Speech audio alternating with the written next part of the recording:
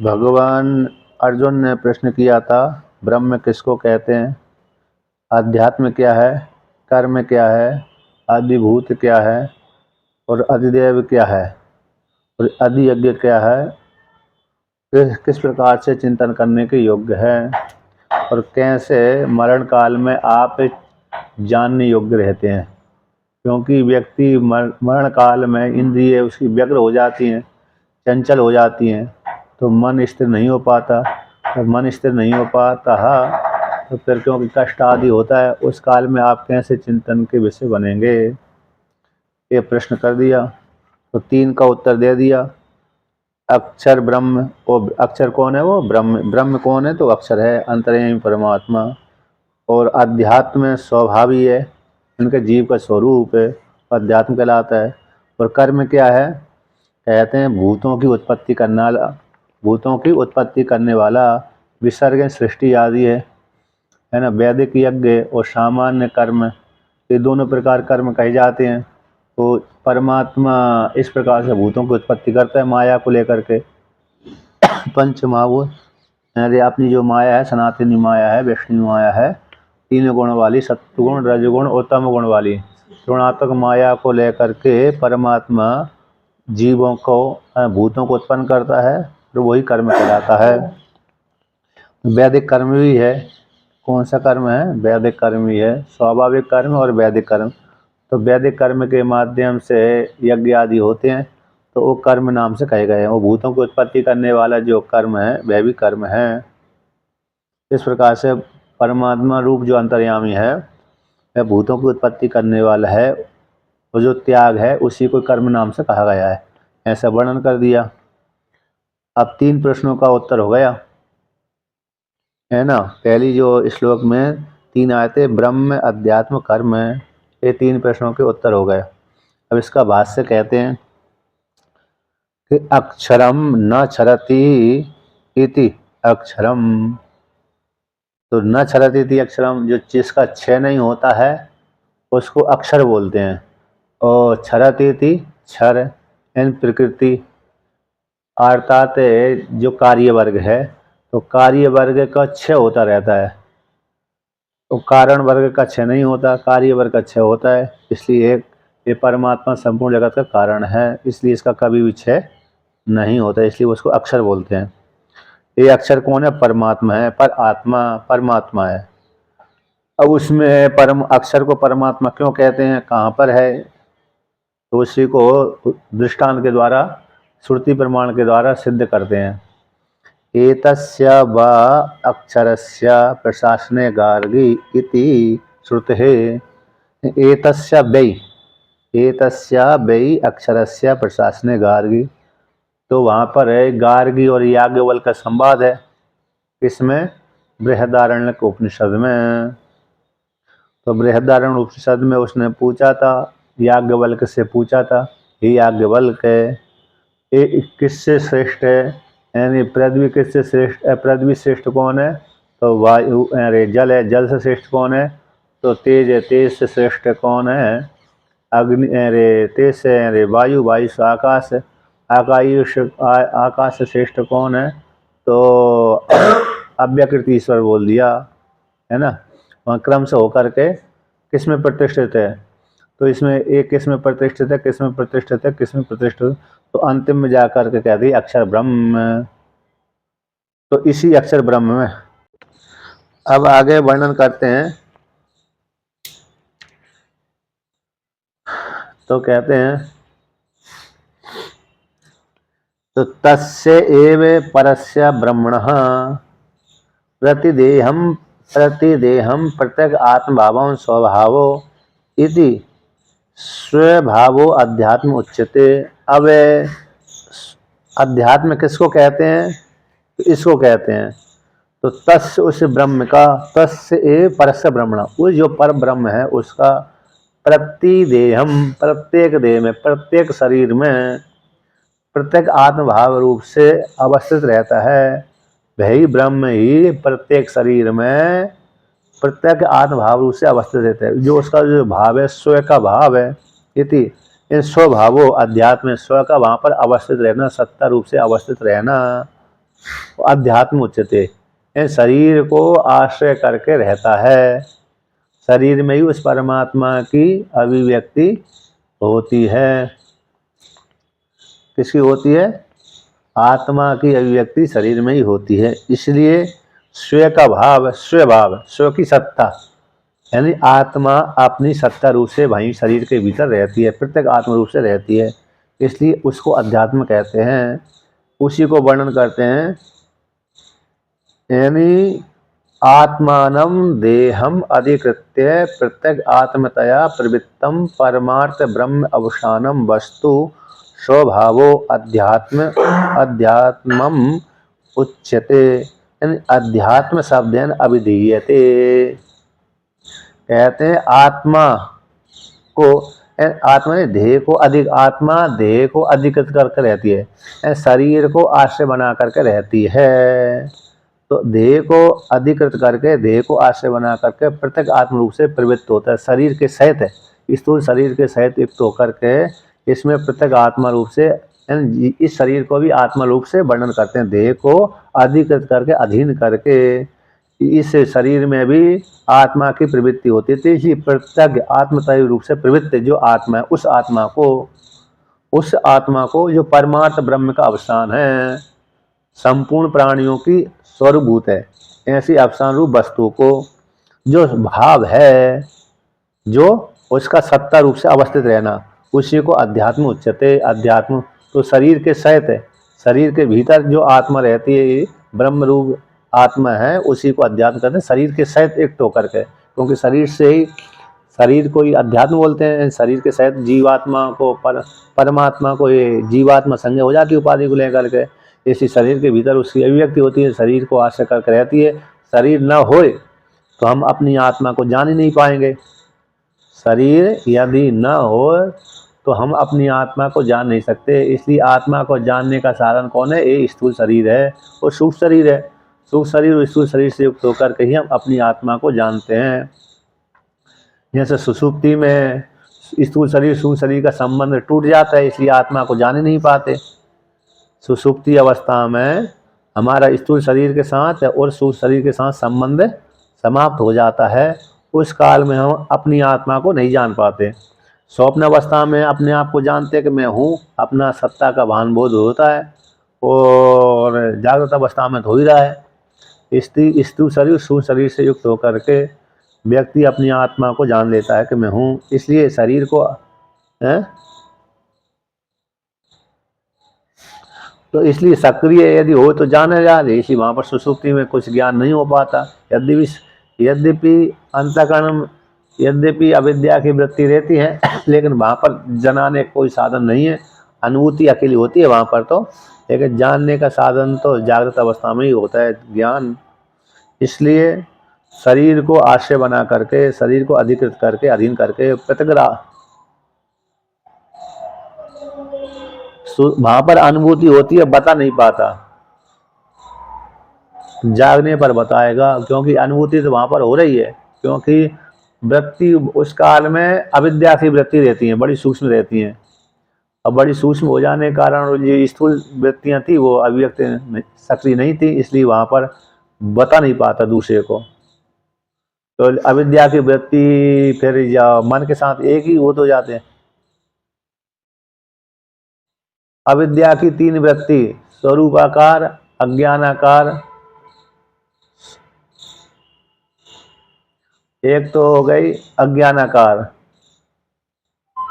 एक हो गई स्वरूपाकार, एक हो गई चेतनाकार। अब चेतनाकार हो गए,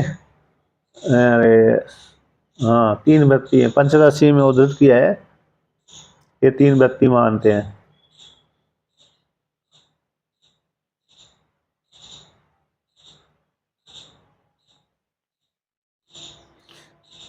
हाँ अज्ञान स्वरूप, स्वरूप से है, स्वरूपाकार, अज्ञानाकार और स्वप्रकाश, इसलिए तीन तीस आनंदाकार, आनंदाकार हो गए। हाँ स्वरूपाकार, सुखाकार और अज्ञानाकार। स्वरूपाकार, आनंदाकार और अज्ञानाकार। अज्ञान स्वरूप और आनंद स्वरूप वो अस्थि है, सत्ता का वाचक हो गया। इस प्रकार से तो ऐसे जो देह को आश्रय करके ऐसी आत्मा, जो आत्मा प्रत्येक आत्मा रूप से प्रवृत्त है, जो परमार्थ ब्रह्म अवसान वाली जो वस्तु है, ऐसी आत्मा को स्वभाव है, स्वभाव है स्व की सत्ता, तो उसको अध्यात्म कहते हैं। अध्यात्म शब्द के द्वारा कहा जाता है, यानी शरीर को आश्रय बना करके ही शरीर वो ब्रह्म को अध्यात्म कहते हैं। अब इसके पश्चात आगे कहते हैं,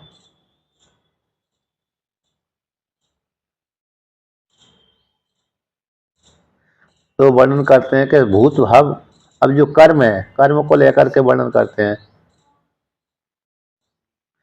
तो परम ये परमात्मा यानी परम ए ब्रह्म देयादु प्रवेश से प्रत्येक आत्मभाव अनुभवती। एक टीका में आया है कि परमात्मा ही, कितनी 285 नंबर पृष्ठ पे 1 2 3 4 नीचे से चौथी पंक्ति, परम एव यानी परमात्मा ही, परमात्मा जो ब्रह्म है वह देह आदि में प्रवेश करके प्रत्येक आत्म रूप से प्रत्येक आत्म भाव का अनुभव करता है। परमात्मा ही देह आदि में प्रवेश करके वही प्रत्येक आत्म भाव का अनुभव करता है। उसमें श्रुति प्रमाण देते हैं, तत्सृष्ट्वा तदेवानुप्राविशत, ये 33 की श्रुति है।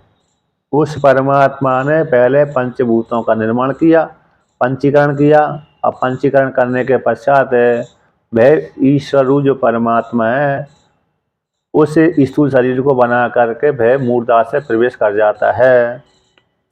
तत्सृष्ट्वा तदेवानुप्राविशत, उसने सृष्टि करी और फिर उसने प्रवेश भी उसी ने कर लिया। तो जिसने सृष्टि करी थी, जैसे हमने घर बनाया तो हमें प्रवेश कर गए उसके भीतर, है ना, उसी प्रकार से ईश्वर जो परमात्मा है उसी ने सृष्टि करी, वो भाई उसमें प्रवेश कर गया। अब जो ईश्वर ने प्रवेश किया है, तो जिस ईश्वर ने अपने को हम रूप से ज्यादा मान लिया भेद बुद्धि पूर्वक, तो बन गया, वह जीव रूप ईश्वर बन गया। अब जिसने अभेद रूप से चिंतन किया तो वह बंधा नहीं, वो मुक्त रहा। यानी एको हम बहुश्यामा, इस श्रुति के अनुसार वह परमात्मा एक था, उसने संकल्प किया बहुत हो जाऊं तो बहुत धारण कर लिया प्रतिबिंब के माध्यम से। इस प्रकार से तो तत्सृष्ट तदेवानुप्राविशत है, इसलिए ईश्वर ही बनता है, ईश्वर ही मुक्त हो जाता है। तत्सृष्ट तदेवानुप्राविशत, इस श्रुति के अनुसार तो वह उसने सृष्टि करी ईश्वर ने और वही बन गया, और बन गया जो बन गया उसकी जीव संज्ञा हो गई, जो नहीं बंधा उसकी ईश्वर संज्ञा बनी रही। ठीक है ना, जो बंधन को प्राप्त हो गया उसको जीव संज्ञा हो गई, और जो बंधन को प्राप्त नहीं हुआ उसको ईश्वर संज्ञा बनी रही, उसको भगवान संज्ञा रहती है। अब कर्म क्या है इसका वर्णन करते हैं। किम कर्म, ये प्रश्न आया था, तो कर्म क्या है इसका उत्तर, प्रश्न के उत्तर को कहते हैं, कहते भूत भाव उद्भव करो, यानी भूतानाम भावो भूत भाव से, तस्य उद्भवो भूत भाव उद्भव से, तम करोति इति भूत भाव उद्भव करो, एन भूत वस्तु उत्पत्ति कर इत्यर्था। ये कर्म है, भूतों का भाव है, भूतों के भाव को उद्भव करने वाला, यानी भूतों का भाव ही थी भूताभाव। यानी टीकाकार कहते हैं भूतानि भाव से, भूत ही भाव है यहाँ पर, भूतानि ही भाव। भूति कैसे भाव, भूति यानी दिखना, यहाँ पर वो डराने वाले भूत नहीं लेना है, क्या नहीं, जो डराने वाले भूत आते हैं, डरने वाले डराने वाले भूत है, नारकी योनि वाले भूत, ये भूत यहाँ पर भूतवाचक, भूत शब्द के वाचक नहीं है। तो यहाँ पर भूत शब्द किसका वाचक है, सिद्ध वस्तु का कथन, इन दिखना, प्रत्यक्ष दिखना, सिद्ध वस्तु का कथन भूत हो गया, क्योंकि सत्ता का वाचक है ना। तो जो भूत ही भाव हैं, भूत दिख रहे हैं, 5 ज्ञान इंद्रिय के विषय बन रहे हैं, ऐसा उनका उद्भव है, इन समुत्पत्ति उत्पत्ति काम करोती थी, सिद्धवत बना करके विधानांतर के द्वारा वर्णन करते हैं। तो भूतों का भाव है वो उसको बोलते हैं भूत भाव है। उसका उस भूतों का भाव उत्पन्न करना है। पंच ज्ञान पंच महाभूत है। पंच महाभूतों को पंचीकरण के माध्यम से पहले अरे सात्विक राजस तामस, सात्विक गुण से पंचभूत, राजस गुण से पंच महाभूत और तामस गुण से पंच महाभूत, तीनों को गुण से जो पंच महाभूत उत्पन्न हुए हैं उनके सात्विक अंश और राजस अंश से तो ज्ञान इंद्रिय, कर्म इंद्रिय और अंतःकरण ये प्राण ये बन गए, लिंग शरीर कहलाया। जो तामस अंश पंच महाभूतों को था उसको पंचीकरण करने से ये हमारी चक्षु आदि इंद्रिय का विषय बन गया। तो उनका जो भाव है, उनकी जो उत्पत्ति है, पंच महाभूतों की जो उत्पत्ति है वो उसी को बोलते हैं भूत भाव उद्भव है। उसको करने वाला, उससे पंच महाभूतों को उत्पत्ति करने वाला को कहते हैं भूत भाव उद्भव करो, यानी भूत वस्तु को उत्पत्ति करने वाला परमात्मा का वो कर्म है। परमात्मा का वो कर्म है। अर्थात परमात्मा रूप ईश्वर जब उसकी इच्छा होती है तब सृष्टि करता है और जब उसकी इच्छा समाप्त हो गई तो सृष्टि नहीं करता, सो जाता है। जैसे जो घर का स्वामी है, स्वतंत्र है, स्वामी है और स्वतंत्र है, तो जब उसकी इच्छा होती है अरे कुछ कार्य करता है, जब उसकी इच्छा नहीं होती है तो कार्य नहीं करता है। अब घर में रहता है, स्वामी है लेकिन परतंत्र है, तो स्वामी तो है घर का स्वामी लेकिन परतंत्र है, तो फिर दूसरे का अधीन नहीं रहेगा। होता कि नहीं होता? घर का स्वामी तो होता है लेकिन परतंत्र रहता है, तो फिर भाई दूसरे के अधीन ही रहना पड़ती है, दूसरे के अनुसार चलना फिरना होता रहता है। एन एस ठाकुर जी गोल हो गए?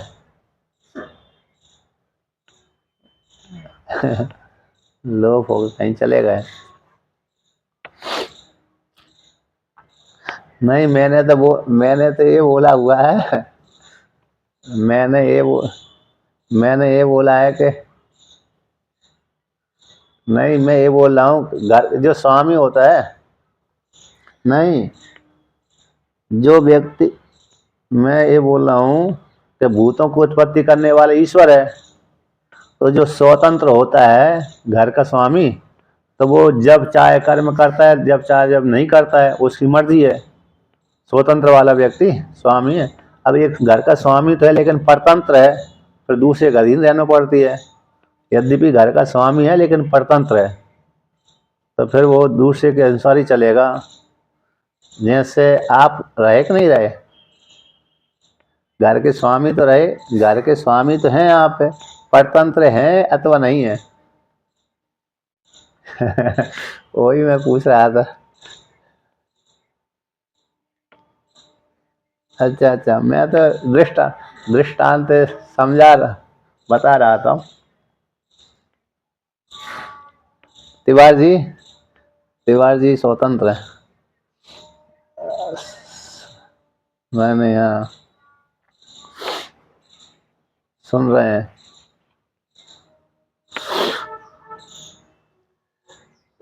तो देखिए, तो परमात्मा कैसा है?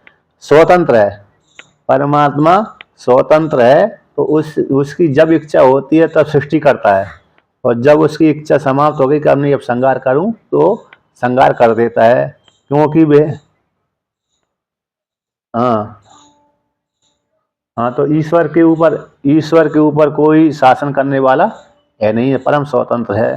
जैसे देवताओं के ऊपर तो शासन करने वाले ईश्वर है, तो इसलिए देवता उसके अधीन रहते हैं। स्वतंत्र होते हुए भी देवता यदि भी कुछ जगह पर स्वतंत्र है, किंतु स्वतंत्र होते हुए भी कुछ जगह पर वो परतंत्र ही रहते हैं देवता।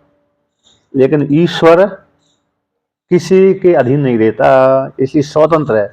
इसलिए जब उसकी इच्छा हो गई सृष्टि करूं तब सृष्टि कर देता है, जब उसकी इच्छा हो गई संहार करूं तो संहार कर देता है। इसलिए भूतों के जो भाव है उनको उत्पत्ति करने वाला ईश्वर है, वो उसका कर्म हो गया। इसलिए भाव है, सद्भाव है। टीकाकार कहते हैं भावेन सद्भाव, इन वस्तु का भाव। अतः इसलिए ऐसे भूत वस्तु की उत्पत्ति करने वाला। अब इस प्रकार से जो वैदिक कर्म है, वैदिकम, अब विसर्ग का वैदिक कर्म अत्र उक्त विशेषणम, जो वैदिक कर्म है जो है ना, वैदिक कर्म है, तो कर्म में अत्र उक्त विशेषण वाला कर्म शब्दितम, जो कर्म शब्द से कहा गया है। तो यहाँ पर विसर्ग शब्द आया ना, तो कर्म विसर्जन विसर्जन कर्म है। तो यहाँ पर वैदिक कर्म अत्र यहाँ पर उक्त विशेषण को लेकर के कर्म शब्द से कहा गया, इसी विसर्ग शब्द के नाम माध्यम से यहाँ पर विस्तार विस्तार करते हैं। अर्थात जो भगवान ने कहा है ना, विसर्ग कर्म संगीता, तो कर्म शब्द से कौन से लेना चाहिए? वैदिक कर्म, वैदिक कर्म। तो इसलिए यहाँ पर वर्णन कर दो, वैदिक कर्म कौन है? विसर्ग ही वैदिक कर्म है, उत्पत्ति करने वाले विसर्जन। तो यहाँ पर कर्म कौन सा है? तो विसर्ग। तो विसर्ग यहाँ पर कहते हैं विसर्ग विसर्जनम, त्याग देवता उद्देश्य चरु पुरोडासादेर द्रव्य से परित्याग। ये विसर्ग शब्द सृष्टि विसर्ग धातु है, सृष्टि करना भी त्याग नहीं होता है ना। तो उस प्रकार से तो विसर्जन विसर्जन करना, जैसे मूर्ति का विसर्जन कर दे रहे ना, घर पहले घर में ले आए, पूजा पाठ करी, फिर त्याग दिया, उसको नदी में विसर्जन कर दिया। उसी प्रकार से हमने जो यज्ञ करने के लिए घर में लोग देव अग्निहोत्र आदि कर्म करते हैं, सामग्री इकट्ठी करते हैं, इकट्ठी करने के पश्चात फिर यज्ञ करते हैं। तो देवता के उद्देश्य से हमने त्याग कर दिया ना। अब कुछ वस्तुएं ऐसी भी होती है जो अग्नि में आहुति डालना वो यज्ञ कहलाता है, त्याग कहलाता है। कुछ हमने संकल्प कर दिया ये वस्तु हम उसको देंगे, तो वो भी त्याग हो जाता है। तो दोनों कहते हैं। तो देवता के उद्देश्य से चरु प्रोडासादि द्रव्य का परित्याग है। तो चरु बनाते हैं ना, चरु प्रोडास, चरु कैसे? लपसी, चरु शब्द का अर्थ हो गया लपसी, प्रोडास यानी ठोस पदार्थ है। तो इस प्रकार से चरु बना, लपसी बना दिया देवता, अग्नि देवता के लिए, सूर्य देवता के लिए, चंद्रमा देवता के लिए, इंद्र देवता के लिए, प्रजापति देवता के लिए, इनके लिए जो हवन करते हैं, 10 पूर्णमासी याग करते हैं, अग्निहोत्र आदि कर्म करते हैं, अन्य जो काम में करते हैं उन कर्मों में ये आते, श्राद्ध आदि कर्म करते हैं। तो इनमें एक काम आते रहते, चरु आदि बनाते रहते हैं। पुरोडासिद्धि का जो द्रव्य है उसका परित्याग विसर्जन कहलाता है। सएव विसर्ग लक्षणों, जो विसर्ग है लक्षण वाला वो यज्ञ है, वो यज्ञ ही कर्म नाम से कहा गया। कर्म संगीतः, कर्म संगीतः, इन कर्म शब्दितम इति एतत्। जो विसर्ग है देवता को उद्देश्य जो त्याग किए जाते हैं वह यज्ञ है, वो यज्ञ ही यहाँ पर कर्म के नाम से कहा गया है। अब आगे कहते हैं, अब किस प्रकार से यज्ञ के माध्यम से जीव उत्पन्न होता है उसको लेकर के यहाँ पर वर्णन करते हैं। टीका में आया, कथम पुनर्यथोक्त यज्ञस्य सर्वेषु भूतेषु सृष्टि स्थिति प्रलय हेतु तद उद्भव करत्वम इति आशंका। पूर्व पक्षी प्रश्न कर रहा है कि कैसे जो यज्ञ वर्णन किया है, कैसे यज्ञ जो देवता के उद्देश्य से कर्मों का, देवता के उद्देश्य से चरु है प्रोडास आदि इन सामग्री आदि त्याग कर देते हैं, इन अग्नि में डाल देते हैं। देवता के उद्देश्य से कहीं जगह अग्नि में डालते हैं, कहीं जल में डाल देते हैं, कहीं पृथ्वी पर दे देते हैं, दोनों सभी जगह देते हैं ना। कहीं कहीं पृथ्वी पे भी दे देते हैं, कहीं कहीं जल में भी डाल देते हैं, कहीं कहीं अग्नि में भी डालते हैं, तो अग्नि में यज्ञ ज्यादा होते हैं। तो कैसे है यथोक्त यज्ञ का देवताओं के लिए त्याग किया गया, उस यज्ञ का सारे भूतों की सृष्टि करने के लिए, उत्पत्ति करने के लिए, पालन करने के लिए ये हेतु बनते हैं यज्ञ। यानी ये परमात्मा इन यज्ञों के माध्यम से उत्पत्ति कैसे करता है, ऐसी प्राप्ति हो जाने पर, ऐसी आशंका प्राप्त हो जाने पर यहाँ पर मनुस्मृति का उदाहरण देते हैं। कहते अग्नौ प्रास्ता आहुति, ये मनुस्मृति है 3 अध्याय की 76वां श्लोक है कि अग्नि में डाली हुई आहुति, अग्नि में डाली हुई आहुति। तो आहुति अग्नि में आहुति डालेंगे तो आहुति को तो अग्नि ने भस्मीभूत कर दिया। क्या कर दिया? अग्नि ने आहुति को भस्मीभूत कर दिया। अब ये वैदिक यज्ञ है, अग्नि में जब आहुति डालेंगे तो कौन से यज्ञ हो जाएगा? वेद के द्वारा कहा गया यज्ञ को वैदिक यज्ञ होते हैं। स्मृति के द्वारा कहे गए यज्ञ को स्मृति यज्ञ कह देते हैं। वेद यानी चारों वेदों के द्वारा जो भी कहा गया यज्ञ है उसको वैदिक यज्ञ। अब उस यज्ञ में आहुति डाल दी, वो आहुति कैसी है? वहां पर चली गई, बादलों में चली गई आहुति, उस आहुति से फिर वर्षा हो गई, वर्षा से फिर रे कैसे अन्न पैदा हुआ, अन्न से फिर वही अन्न कैसे हो गया, जीवों की उत्पत्ति में हेतु बन जाता है। और दूसरे प्रकार से पंचाग्नि विद्या को लेकर के कहेंगे, पंचाग्नि विद्या को लेकर के तो अग्नि में जो आहुति डाली, अग्नि में जो आहुति डाली वो आहुति किसका रूप धारण कर लिया, अदृष्ट यानी पुण्य का रूप धारण कर लिया। अब जीवात्मा ने जीवन पर्यंत अग्निहोत्र आदि कर्म किए, उससे उसको फलापूर्व यानी अदृष्ट की प्राप्ति हो गई, अदृष्ट की प्राप्ति हो गई यानी पुण्यों की प्राप्ति हो गई। अब व्यक्ति मर गया, मरने के पश्चात वही व्यक्ति आहुति के माध्यम से, पुण्य के माध्यम से द्युलोक में गया। अब द्युलोक में गया तो वहां से द्युलोक में उसने भोगों को भोगा और भोगने के पश्चात वहां से फिर च्युत हुआ। भोग समाप्त हो जाने पर, पुण्य का जैसे हो जाने पर व्यक्ति गिर जाता है ना, जैसे लौकिक जगत में भी है कि हम जिस होटल में भोग भोगने के लिए गए थे, जिसमें जहाँ पर जिस क्षेत्र में गए थे, जिस शहर में भोग भोगने के लिए गए थे, अब भोगते भोगते हमारा धन सारा समाप्त हो गया तो पुनः हम लौट करके आ जाते हैं उसी जहाँ से गए थे वहीं से आ गए। उसी प्रकार से द्युलोक में भोगने के लिए गया तो वहाँ पर सारे पुण्यों का क्षय हो गया, तो वहाँ से च्युत होकर के चंद्रमा लोक में आता है।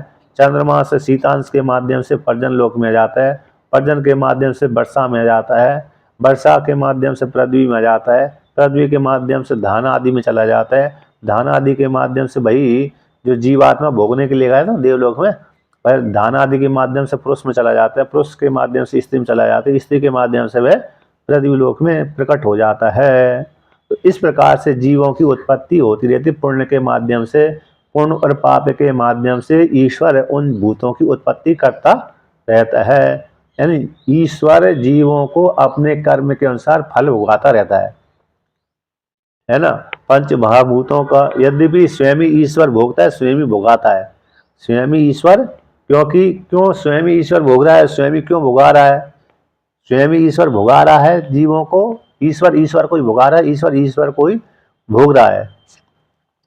ईश्वर अपने आप ही कर्मों का फल भोग रहा है और ईश्वर ही जीवों को अपने आप ही जीवों को भोगा रहा है। इस श्रुति के अनुसार तत्सृष्ट्वा तदेवानुप्राविशद, इस श्रुति के अनुसार ईश्वर ही जीव बनाता तो ईश्वर ही भोग रहा है, जीव बनकर के भोग रहा है, और ईश्वर ही जीवों को निमित्त के माध्यम से कर्मों को निमित्त मान करके भोगा रहा है। ईश्वर अपने को ही भोगा रहा है और ईश्वर अपने को ही भोग रहा है, कर्म करके भोग रहा है।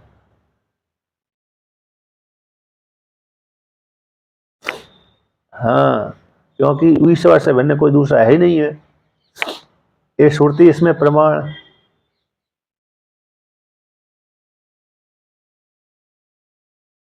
हाँ, सबने बन जाता है। हाँ, सब कुछ हो जाता, साक्षी अलग रहे तो देख दृष्टा हो गया और वहाँ की मन सारा वो बन गया, वृत्ति भी वही हो गया, ज्ञान भी वही हो गया और दृश्य भी वही हो गया। इसलिए इस श्रुति कैसे तत्सृष्ट्वा तदेवानुप्राविशत, ये 33 की श्रुति है। तो इस श्रुति एक को ही सिद्ध करती है। किसको सिद्ध करती है? जीवात्मा परमात्मा का भेद समाप्त कर देती है। मैं जीव हूँ और ईश्वर अलग है, इसका भेद समाप्त कर देती है। ये श्रुति भी, ये जो ईशावास्यमिदं भी अभेद चिंतन करती है, बताती है। हरि व्यापक सर्वत्र समाना, ये भी अभेद चिंतन करती है, बताती है तुलसीगत रामायण।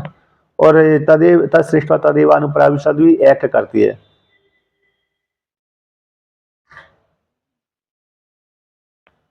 हाँ, जीव ब्रह्म है, अपना नहीं, कोई दूसरा नहीं है।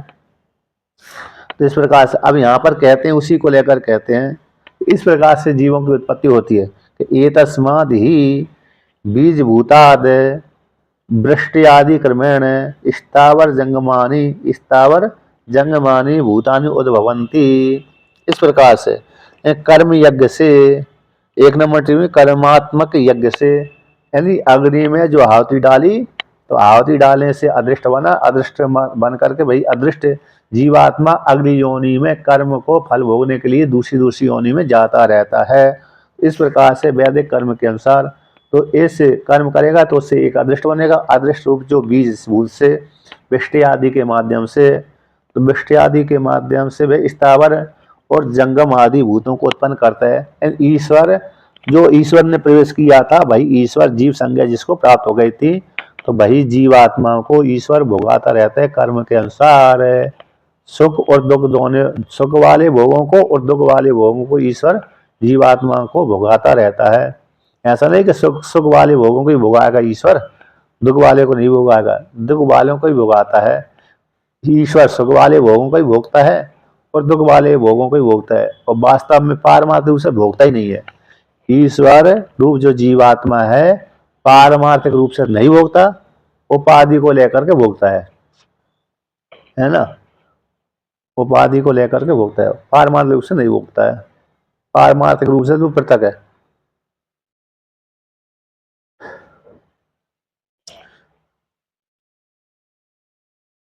ये मुंडक उपनिषद की श्रुति है। द्वया सुपर्णा सयुजा सकाया समानम वृक्षम परिसस्सुजाते तयोर अन्यः पिप्लम स्वादवत्ति अनशन अन्नु अविचाक्षीति। समाने वृक्षे पुरुषो निमग्ने अनिशया शोचति मुह्यमाना जुष्टम यदा पश्यति अन्यमीशम अन्यम ईशानम महिमानम इति वीत शोका।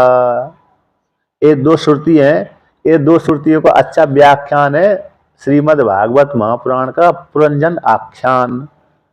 पुरंजन आख्यान को कहानी के माध्यम से समझाए, ये दो श्रुति का व्याख्यान है। वहां पर जब पुरंजन आख्यान पढ़ेंगे ना तो बहुत अच्छी प्रकार से उसकी रोचक कहानी बैठा लो हिंदी में पढ़ करके, तो बहुत अच्छी कहानी है वो। लेकिन है जो मुंडक उपनिषद की दोनों श्रुति का व्याख्यान है वो। तो जीवात्मा जो समाने वृक्षम परिसस्सुजाते, एक ही वृक्ष में, तो एक ही वृक्ष कौन होगा? स्थूल शरीर है। स्थूल शरीर के भीतर जो हृदय रूप गुहा है, उस गुहा में दो की कल्पना कर दी, एक जीवात्मा की और एक ईश्वर की। समानम वृक्षम परिसस्सुजाते, दोनों जीव और ईश्वर इस हृदय रूप गुहा में निवास करते हैं। तयोर अन्यम पिप्लम स्वादवत्ति, कहते हैं दोनों में से एक तो अपने पुण्य कर्म का फल भोगता है और दूसरा नहीं भोगता है। दूसरा नहीं, जो नहीं भोगता है वो मुक्त रहता है, जो भोगता है वो बंध जाता है। अब उसी को दूसरी श्रुति कहते समाने वृक्षे पुरुषो निमग्ने अनिशय सोचति मुह्यमानम। जब जीवात्मा अपने पुण्य सुख वाले और दुख वाले भोगों भोगता है, मुंडक की है, तो समाने वृक्षे परिसस्सुजाते तयोर अन्य पिप्लम स्वादु अनशन अन्य अविचाक्षीति। समाने वृक्षे पुरुषो निमग्ने अनिशय सोचति मुह्यमानम। तो एक वृक्ष पे दोनों रहते हैं, तो एक तो कैसा रहता है? सुख से युक्त रहता है। जो सुख वाले दुख वाले भोगों को भोगता है तो वो तो अरे सुख से युक्त रहता है। किंतु वही जीवात्मा अन्यम ईशानम महिमानम, जब ईश्वर के स्वरूप को जान लेता है, यानी अपने स्वरूप को जान लेता है, अन्यम ईशानम महिमानम, तो अन्य ईश्वर जो अपने से भिन्न ईश्वर मानता था, उस ईश्वर की महिमा को जान लेता है, जीवात्मा अपने स्वरूप को जान लेता है।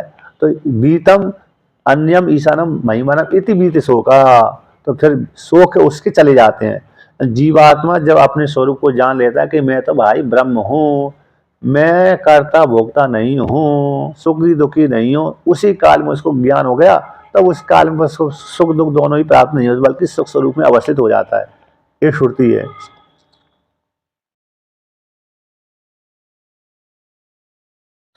हाँ, अज्ञान के कारण ही व्यक्ति भोग बुद्धि उसकी प्रबल होती रहती है। अज्ञान अविद्या, मूल कारण अविद्या ही है। समाप्त हो जाती पर जन्म लेना मरना सारी बंद हो जाता है, उसके लिए सृष्टि समाप्त हो गई। इसलिए इस मुंडक उपनिषद को पढ़ने मतलब समझने के लिए, दो श्रुतियों को समझने के लिए श्रीमद् भागवत पुराण का चरित्र थोड़ा पढ़ लो। पुरंजन आख्यान बहुत अच्छी कहानी है, रोचक कथा है उसकी। अभी हाँ भाई, पुरंजन और पुरंजन, पुरंजन तो हाँ हाँ हाँ वो ही है पुरंजन। और पुरंजनी यानी बुद्धि, वहां पर पुरंजनी शब्द बुद्धि का वाचक है, पुरंजन जीवात्मा और उसका मित्र अभिज्ञात है, जिसका कोई ज्ञात है नहीं, ज्ञान है, चिन्ह है नहीं है, उसको ईश्वर बोल देते हैं। तो तीन पुरंजन आख्यान का अर्थ हो, जीवात्मा पुरंजन बन गया, उसकी बुद्धि पुरंजनी बन गई, और उसके जो मित्र था वो अभिज्ञात था, वो ईश्वर संज्ञा होती है।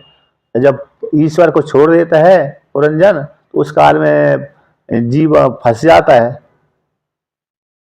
तो वो बाद में फिर ज्ञान फिर दूसरी दूसरी योनि में भी चला जाता है, पुरंजन स्त्री बन जाता है, फिर पुत्र आदि होते हैं। फिर बाद में फिर किसी राजा के द्वारा सती जब होना चाहता था, उस काल में फिर वही पुनः ईश्वर रूप जो अभिज्ञात मित्र था समझाता है, तब उसको पुनः ज्ञात हो जाता है, ज्ञान हो जाता है। अच्छी 4-5 अध्याय में, हाँ उसका मतलब 3-4 अध्याय में उसमें वो है, प्रसंग है दो। अच्छा आख्यान है, मैं तो ये बोल रहा हूँ, उस आख्यान के माध्यम से वो समझ में आ जाते व्यक्ति अरे किस प्रकार की कामना से कौन सी योनि को भी चला जाता है। जब चिंतन करता है आचार्य के माध्यम से, गुरु के माध्यम से, शास्त्र के माध्यम से, पुनः वो उसी स्वरूप में प्रतिष्ठित हो जाता है। ऐसा वहां पर आया है। अब ये वर्णन कर दिया, अब चौथे श्लोक का पाठ करते हैं। एंड तीसरे 3 हो गए, चौथे श्लोक का कहते हैं अधिभूतम क्षरो भावः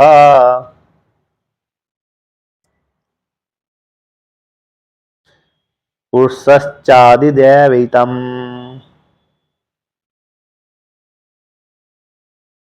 अधियज्ञो हमेवात्र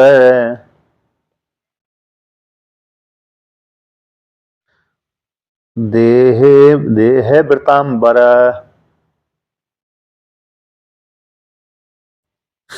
तो यहाँ पर 3 तो वर्णन कर दिया, ब्रह्म किसको कहते हैं, अध्यात्म किसको कहते हैं, और कर्म किसको कहते हैं। तो ये कर्म है, इस प्रकार से परमात्मा भूतों की उत्पत्ति करता रहता है, उनके पुण्य और पाप को लेकर के। जब पुण्य पाप उगाने के लिए सृष्टि करेगा, पंच महाभूतों का निर्माण करेगा, है ना, ब्रह्मांड का निर्माण करके फिर जीवों की उत्पत्ति कर देता है। अब प्रश्न किया था अर्जुन ने कि अरे आदिभूत किसको कहते हैं, तो आदिभूत का अर्थ करते हैं, तो आदिभूत किसको कहते हैं, तो आदिभूत है क्षर भावा। क्षर जो भाव वाले हैं उसको आदिभूत कहते हैं। क्षर क्षय तिथि क्षर, जो क्षय को प्राप्त होता है, श्री क्षर धातु है, क्षर होता रहता है। क्षर क्षर किच्छर किच्छर क्या वो अच्छा बोलना, क्षर, नहीं तो सीधा क्षर बोलेंगे तो क्या हो जाएगा, वो चा छा जा को छा आ जाएगा क्षर।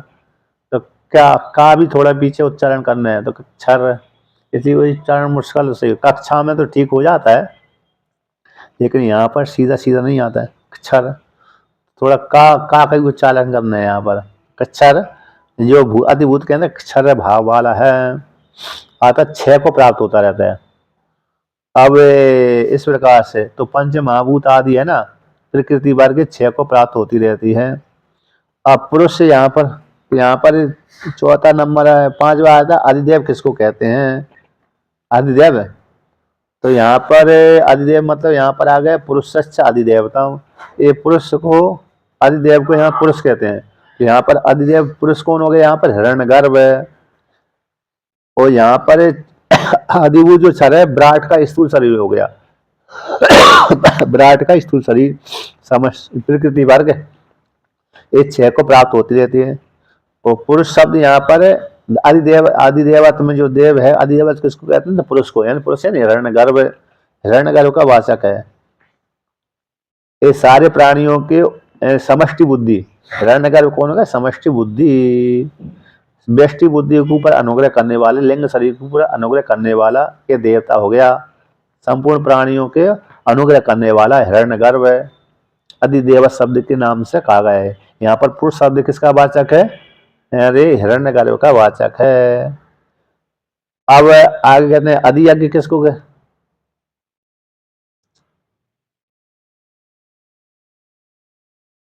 हाँ आदिभूत है तो स्थूल वर्ग हो गया। आदिभूत, अधिभूत शब्द स्थूल वर्ग को कह दिया, अधिभूत शब्द। और अधिदेवता, अधिदेवता किसको कहते हैं, तो हिरण्यगर्भ को कहते हैं। वो समष्टि बुद्धि, हाँ समष्टि बुद्धि, व्यष्टि बुद्धि, समष्टि बुद्धि यानी हिरण्यगर्भ, व्यष्टि बुद्धि यानी हम लोगों की बुद्धि, हम लोगों का सूक्ष्म शरीर, हम लोगों का सूक्ष्म शरीर। एक देश में हम अभिमान कर रहे हैं ना, संपूर्ण देश में अभिमान नहीं करते हम, इसी परिचन्न कहलाते हैं। अब अधियज्ञ कौन है, यहाँ पर प्रश्न आया था अधियज्ञ छठा, तो अधियज्ञ कौन है, कहते अधियज्ञ हम एव, मैं ही हूं। हम यानी मैं बात यानी अंतर्यामी यानी सुषुप्ति अभिमानी देवता ईश्वर, सुषुप्ति अभिमानी जो कारण शरीर है उसका अभिमानी देवता वो मैं हूँ। अत्र देहे, इस देह में मैं रहता हूँ, यानी जो ईश्वर अंतर्यामी वही अध्यज्ञ वही चिंतन करने के योग्य है। देह वर्ताम बरा, जो देह को धारण करने वाले देह को भरण पोषण करने वाले हैं उनके मध्य में मैं है ही यहाँ पर अधियज्ञ हूँ। बड़े देह वर्ताम बरा, देह को भरण पोषण करने वाले जीवात्मा होते कि नहीं होते? सारे जीवात्मा देह यानी स्थूल शरीर का भरण पोषण करते रहते हैं। तो उनके भगवान कहते हैं देह का भरण पोषण करने वालों के मध्य में बर यानी श्रेष्ठ वो मैं ही हूँ, और मैं ही यहाँ पर अधियज्ञ हूँ। ये छठे प्रश्न का अर्थ हो गया, उत्तर हो गया। अत्र इस देह में कौन रहता है? अधियज्ञ रहता है। अधियज्ञ कौन है? वो यानी परमात्मा ईश्वर है, उपाधि को लेकर के यानी अंतर्यामी। वे सभी प्राण यदि ये ना रहे तो स्थूल शरीर सूक्ष्म शरीर भी कुछ काम का नहीं रहेगा। अंतर्यामी परमात्मा नहीं है तो स्थूल शरीर सूक्ष्म शरीर कोई काम का नहीं रहता, नष्ट भ्रष्ट हो जाता है। अर्थात स्थूल शरीर तो नष्ट भ्रष्ट हो गया, सूक्ष्म शरीर निकल जाता है। इसी देह को भरण पोषण करने के मध्य में मैं सबसे श्रेष्ठ इसी शरीर के भीतर में अधियज्ञ बन करके रहता हूँ। इस प्रकार से यहाँ पर वर्णन किया। देह को आश्रय करके रहता हूँ। किसका करके? देह को आश्रय करके रहता हूँ।